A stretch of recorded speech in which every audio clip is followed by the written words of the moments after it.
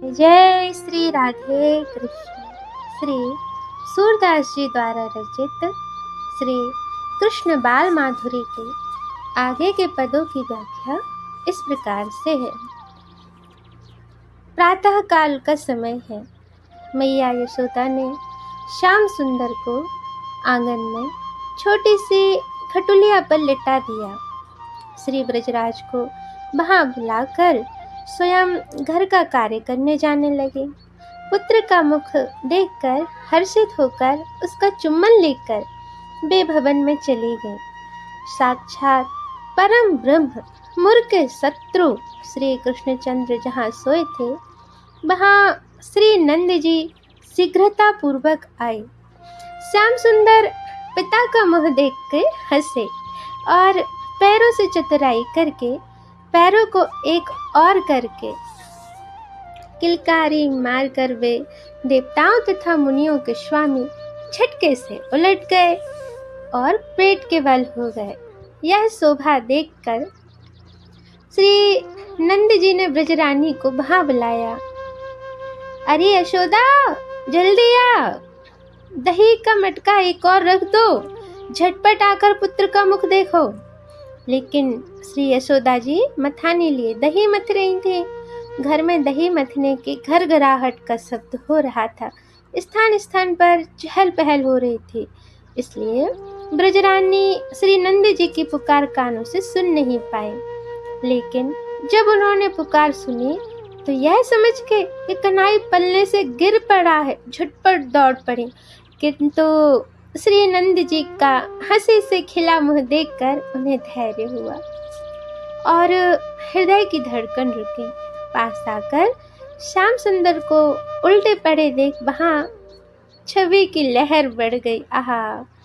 सूरदास जी कहते हैं, प्रभु सीधे होने के लिए कभी हाथों को पलंग पर टेक रहे थे और कभी पाटी पर टेक रहे थे। श्री ब्रजरानी प्रभु को उल्टा करके पीठ के बल सीधे लिटाकर आनंदित होकर उनके मुख का चुंबन करने लगी और बोली, मेरा प्यारा लाला चिरंजीवी हो। मैं आज भाग्यवती हो गई। मेरा कन्हई 3.5 महीने का ही हुआ है, पर आज जनुओं को टेक कर स्वयं उल्टा हो गया। मैं आज इसका मंगल बधाई बटवाऊंगी। आनंद भरी श्री ब्रजरानी ने ब्रज की गोपियों को बुलवाया। आहा! यह आनंद संवाद कि कन्हैया ने आज स्वयं करवट ली है सुनकर ब्रज की स्त्रियां सब हर्षित हो गई। वे बनमाली श्याम सुंदर को देखने के लिए दौड़ पड़ी। कोई युवती नंद भवन में आ गई, कोई आ रही है, कोई उठकर चली है, कोई समाचार सुनते ही आनंद मगन हो गई। घर घर आनंद बधाइयाँ बट रही हैं। सौभाग्यशालिनी श्री यशोदा जी श्री हरि को अपना पुत्र समझती हैं, क्योंकि ये तो मैया है, वात्सल्य प्रेम करती हैं। उनके मुख से अपना मुख सटाकर बातें करती हैं। श्याम सुंदर लड़कपन ठान लेते हैं और हाथ से मैया की नाक पकड़ लेते हैं। वह भी कहती हैं, मुझ कंगालने का धन है रे मनमोहन, तो मेरा लाला कितना प्यारा है रे तू। लाला भी झट से हंस देते हैं। मैया श्री हरि को गोद में लेकर स्तनपान करा रही हैं तथा बार बार श्री रोहिणी जी से कह के खटुलिया मंगाती हैं। रोहिणी, ओ रोहिणी, जरा आंगन में खटुलिया ले आना, लाला को लेटा दूं। ये प्रातःकालीन सूर्य की कोमल किरणें हैं। इस प्रकार कहकर कन्हैया को सूर्य के दर्शन कराती हैं। देख रे लाला, देख कितनी अच्छी धूप आई है। सुंदर सैया पर मोहन को ले जाकर अपनी भुजा पर उनका सिर रखकर गोद में शयन कराती हैं। सूरदास जी कहते हैं, मेरे प्रभु कन्हई जब सो गए तब उन्हें झुलाती तथा थपकी देकर मैया उनको प्यार करती।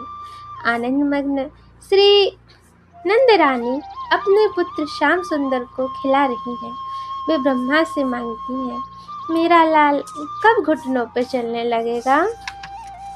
श्री यशोदा जी मन ही मन सोचती हैं, मेरा लाला कब घुटनों के बल चलेगा, कब पृथ्वी पे वे अपने 2 पग रखेगा, कब मैं उसके दूध के 2 दांत देखूंगी, कब उसके मुंह से तोतली बोली में निकलेगा, मैया बाबा, मैया दाऊ, कब बोलेगा मेरा लाला, कब मोहन मेरा आंचल पकड़कर चाहे जो कहकर अटपटी मांगे करेगा, मुझसे झगड़ा करेगा, कब कुछ थोड़ा थोड़ा खाने लगेगा।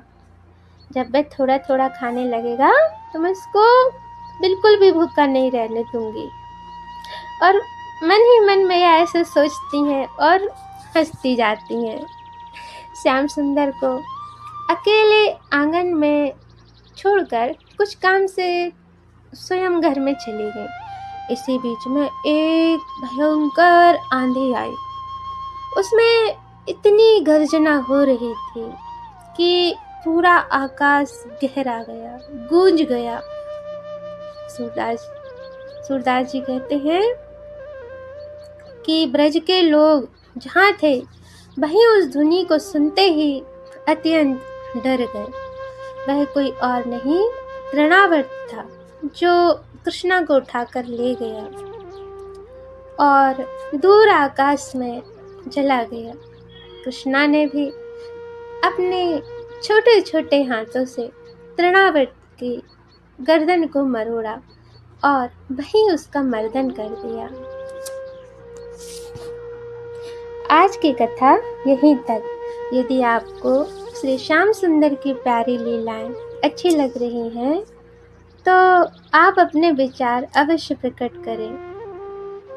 जय जय श्री राधे कृष्ण।